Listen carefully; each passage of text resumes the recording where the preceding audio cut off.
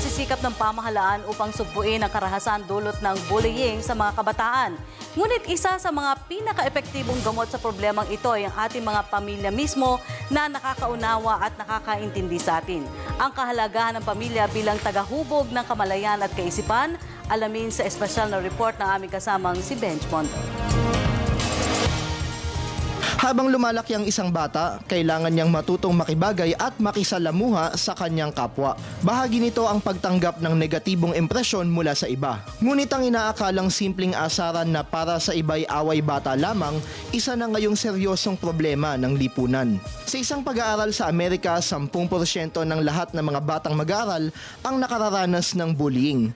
Dito sa Pilipinas, higit sa kalahati sa bawat 10 batang Pilipino sa iba't ibang antas ang nagiging biktima nito. Kasabay ng mga pagbabago sa mundo, ang bullying sumasabay rin sa pagbabago ng anyo. Bukod sa pananakit na pisikal at verbal, dahil sa internet, maging sa aspetong teknolohikal, na rin ito. Maraming mga biktima ang nananahimik na lamang, ngunit ang mas malalim na sugat nito ay naguugat sa patuloy na pagkimkim nila sa sama ng loob na kalaunay pumipinsala sa kanilang pagkatao. Kaugnay nito, naisabatas ang Republic Act 10627 o Anti-Bullying Act of 2013 na naglalayong bigyang proteksyon ang mga kabataan laban sa lahat ng klase ng bullying na kadalasang nagaganap sa mga paaralan. Bukod sa mga biktima, dapat ding pagtuunan ng pansin ang mismong mga bully dahil sila man ay nangangailangan din ng paggabay. Paggabay na kadalasang di nila nararanasan ayon na rin sa maraming mga pag-aaral. Ngunit ang paaralan pangalawang tahanan lamang, kaya't ang tunay na solusyon dapat magsimula sa ating pamilya.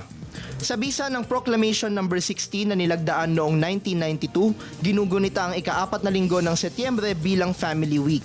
Layunin nitong palakasin ang ugnayan ng pamilyang Pilipino bilang batayang unit ng lipunan. Binibigyang diin din nito ang halaga ng simpleng salo-salo ng pamilya kung saan mapag-uusapan at mareresolba ang mga isyong nakaaapekto sa mga miyembro nito.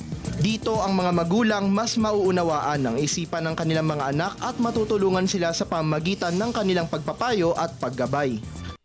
Magkakaroon naman ng kumpiyansa sa kanilang mga sarili dahilan upang maging bukas sila sa pagpapahayag ng kanilang tunay na nararamdaman at pinagdaraanan dahil ang kanilang mga magulang handa silang pakinggan. Higit sa mga hakbang ng pamahalaan, ang pamilya malaki ang bahaging ginagampanan sa paghubog ng ating pagkatao.